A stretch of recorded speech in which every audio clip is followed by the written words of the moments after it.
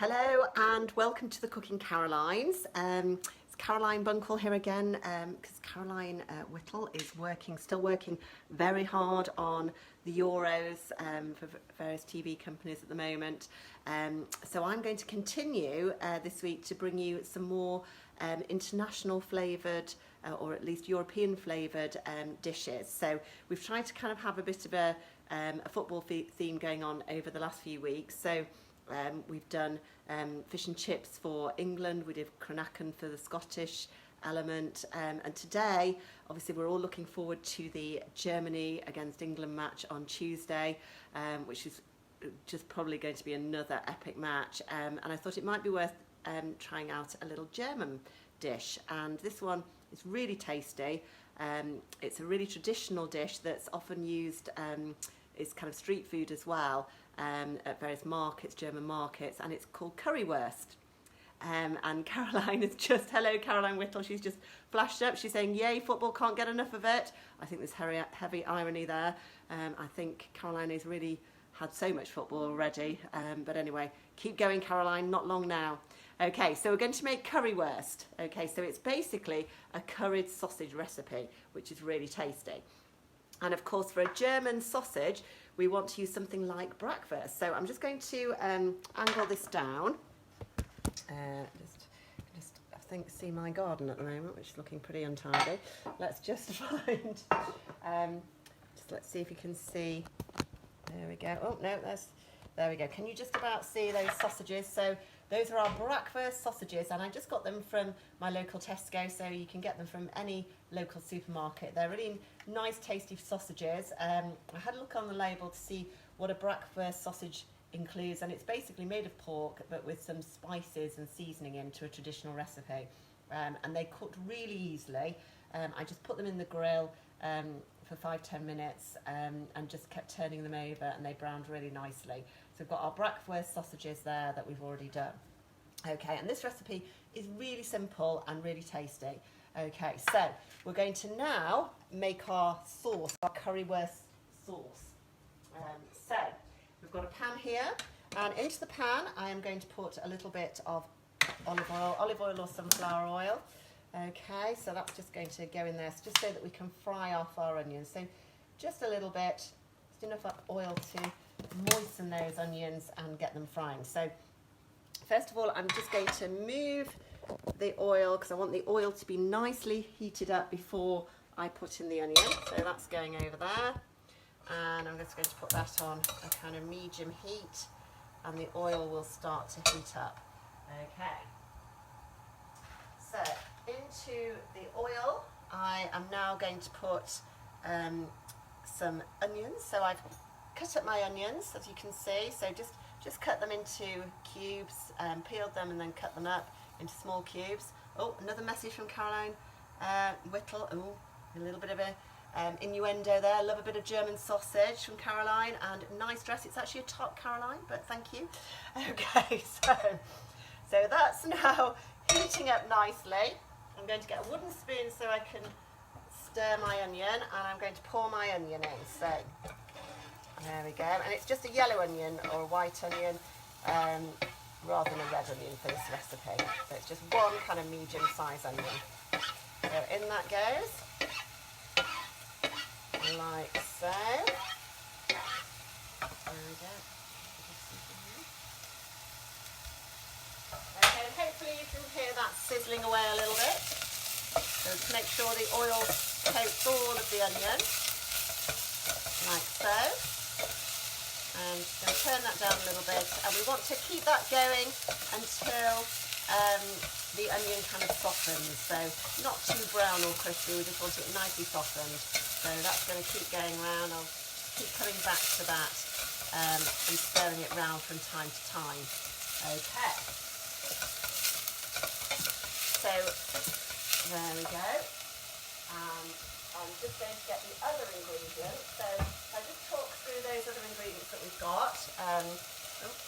Okay, so I've got, in fact I might just come over here. We've got a tin of plum tomatoes.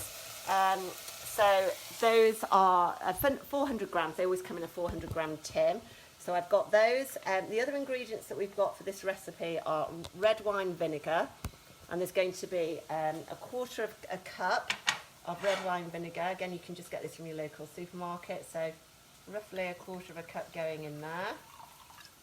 Okay, then we have got a little bit of salt, so I'm just going to pour a little bit of salt to taste with the red wine vinegar.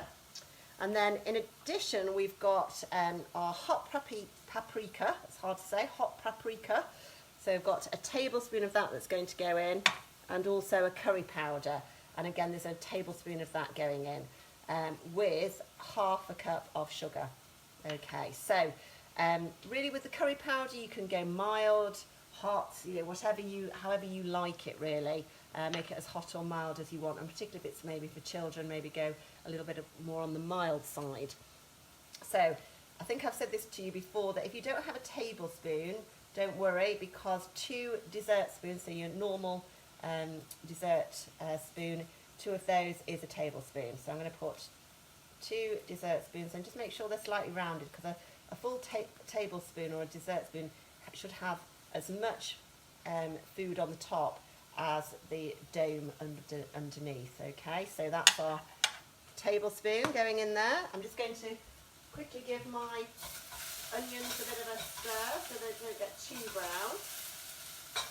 Okay, and so I'm just stirring that in. I'm then going to put my hot paprika.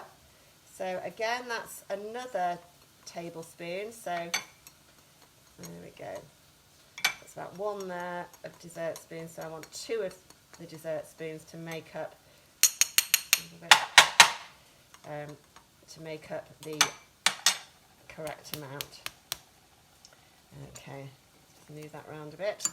Okay, so there's a little bit more. There we go, it's coming out a bit better now. So that's our hot paprika going in there. Okay, so I'm just going to now, within the cup, just give that a little bit of a stir.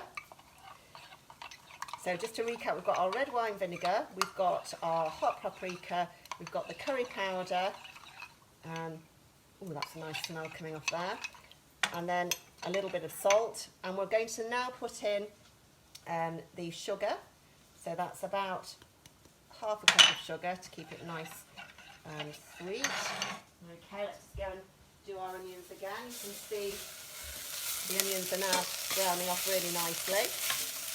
Okay, so there we go, and I'm now going to just put into the onions the tomatoes. So these are our plum tomatoes, full tin going in there, 400 grams, and these ones are already cut up, or you could get the plum ones that are still in the tomato shape, and you can just mash those down a little bit. That's going in there, big stir around, and then I'm just going to pour in the extra ingredients. That's the red wine vinegar, the sugar, and the hot paprika, and the chili. That's not the chili, the curry powder. So that goes in like so, and then that's just going to stir around like that. And once it's going to go basically onto the hob for about 25 minutes. Okay, so I'll just show you that. So it's going on the hob. So it's going to start thickening up as well. And again, you can, do make sure you always taste your food as well, so that, you might find it maybe a little bit too sour still. If so, maybe put a little bit more sugar in, or put some more salt in. Just make sure that the flavours are really coming through. But as you can see, it's really simple. I mean, that's basically our sauce. And you would then, once after 25 minutes, you pour that over your sausages. And then you could serve it with some sauerkraut. Now, sauerkraut is a great one. It's basically fermented cabbage, and there's a lot of really good information and science about fermented food at the moment, that how good it is for our guts. So that again might be one to do. I did have a look at maybe trying to do that as part of a Cooking Caroline's, but the problem with fermented food is obviously it does take quite a few days to get it all together, because it ferments over a number of days. But you might want to try a very simple sauerkraut cabbage recipe. So you could serve it with that, or you could just serve it with some potatoes, just a baked potato or mash. I mean, basically, this is you know, you could do it as a sausage and mash kind of recipe, and then you've almost got your bit of your English sausage and mash in there as well.